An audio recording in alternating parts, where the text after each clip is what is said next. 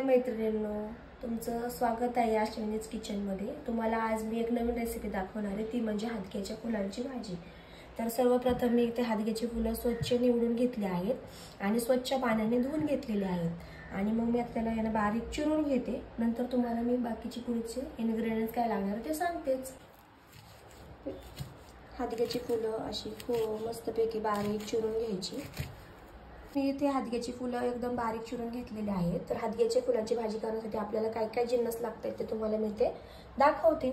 तर मी 1.5 पळी तेल घेतलं आहे, एक मोठा कांदा चिरून घेतला आहे, 2 चमचे मुगाची डाळ घेतलेली आहे, अर्धा टोमॅटो घेतलेला आहे, कढीपत्त्याची 6-7 पाने घेतली आहेत, 5-6 मिरच्या आणि 5-6 लसणाच्या पाकळ्या एकत्र करून मिक्सरमध्ये बारीक करून घेतले आहे, कोथिंबीर घेतली चिरून, मीठ चवीनुसार घेणार आहे, मोहरी घेतली आहे, जिरी घेतली आहे, हळद, चिकन मसाला घेतलेला आहे थोडासा टेस्ट येण्यासाठी।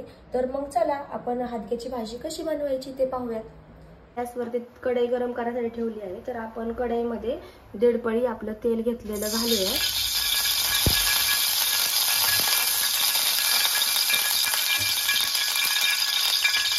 तेल आपल्या इथं चांगलं तापलेलं आहे। तर आपण त्यात आहे ना मोहरी, मी इथे थोडीशी जिरी घालून घेत आहे, 5-6 कढीपत्त्याची पाकळ्या घालत आहे, एक मोठा चिरलेला कांदा घालून घेते।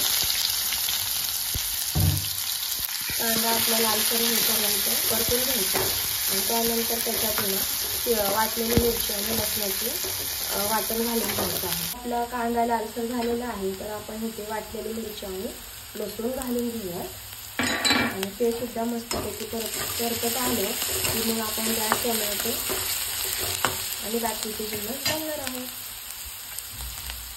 कांदा आणि मिरचीचं वाटण चांगलं आपल्याला परतलं गेलेलं आहे, तर आपण यात टोमॅटो घालूया। आता आपल्याला मसाले घालायचे, तर आपण आपला गॅस थोडासा स्लो करून ठेवूया।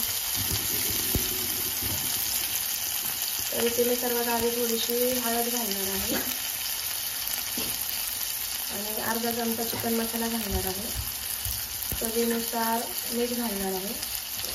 जसं जसं तुम्हाला म्हणजे लागत असेल तसं तुम्ही तुमच्या पद्धतीने कमी जास्त करू शकता। हे इथे सगळे मसाले एकत्र करून छानपैकी परतून घेते। आपला मसाला छानपैकी परतला गेलेला आहे, तुम्ही पाहू शकता की त्यात मसाल्याला तेल सुटलेलं आहे। तर मग मी आता यात हादग्याची फुले घालून घेते। थोडीशी आपण भाजी आहे ना मिक्स करून घेऊयात मसाले आणि त्यानंतर आहे ना आपण यात मुगाची डाळ ॲड करूया। तिथे ना मुगाची आपण 2 चमचे घेतलेली डाळ ॲड करते। आपण इथे थोडीशी कोथिंबीर घालून घेऊया आणि राहिलेली कोथिंबीर आपण भाजी झाल्यानंतर घालूया। तर साधारणपणे भाजीला 10 ते 15 मिनिटं लागतात पूर्ण व्हायला, तोपर्यंत आपण बारीक गॅसवरती झाकून भाजी शिजवून घेऊयात। मग तुम्हाला मी भाजी झाली की दाखवतेच। चला तर मग आपण इथे आपली भाजी तयार झाली आहे का पाहूया। तर हो, भाजी इथे तयार झालेली आहे। भाजी शिजण्यासाठी 10 मिनिटे लागलेली आहेत। तर मग चला आपण ही भाजी एका प्लेटीत काढून घेऊया।